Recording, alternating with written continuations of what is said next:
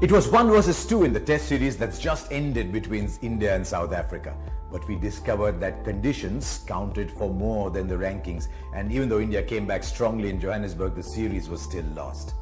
Now it comes down to white ball cricket. And it's still 1 versus 2, but South Africa won in India by 2, even though the difference between them is so small. There's a couple of factors in South Africa's favor. You might think India are a better one-day side. South Africa haven't lost at home for 17 games in a row. That's an awesome record. And worse still, India's win-loss record against South Africa in South Africa is .238. Of all the countries that India travels to, the record in South Africa is the worst. But there is one other factor in India's favor.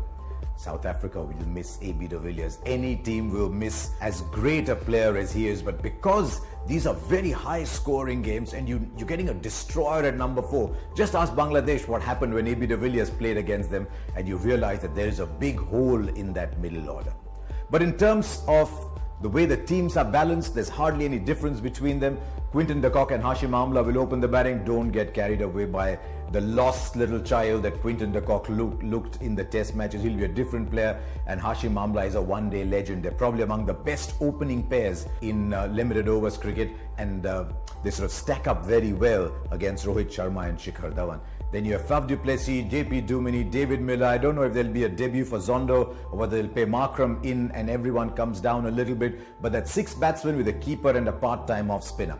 What do India have? 6 batsmen. Dhoni will bat, I think, at 5. Kedar Jadhav, I think, should come in at 6. So you've got 6 batsmen with a wicket-keeper and a part-time off spinner in there, because I see Virat Kohli at 3 and either Manish Pandey or Shreyas Iyer. I think Manish Pandey should get the nod at number 4. Then what happens across the two? Chris Morris will come in at number 7. I think he's a better bowler, significantly better bowler at the moment than Hardik Pandya, who should come in at 7 for India.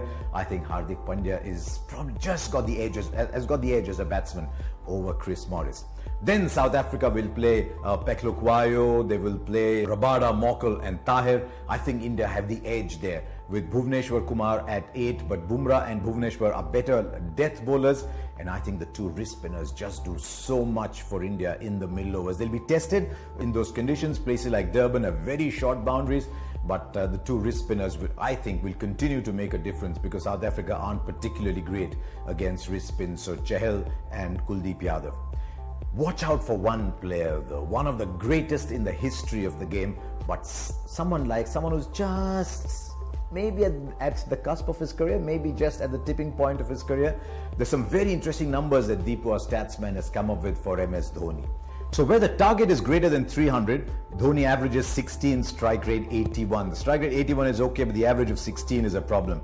Where the required run rate is greater than 5, he averages 24.8. His personal run rate is around 4.5. Less than 300, Dhoni's numbers become awesome straight away. The averages just zoom up, the strike rates are much better, and Dhoni becomes a match winner. Virat Kohli does not have a one-day 100. I mean, he just stacks up one-day 100. He picks up one-day 100 like someone eating toffees, but he doesn't have a one-day 100 in South Africa. So that's another thing to watch out for. I think the teams are pretty level. I think South Africa have a huge home advantage, but I don't think there's such a lot separating the 2 teams, especially because the conditions tend to even out wherever limited overs cricket is played. I'm expecting a really cracking one-day series.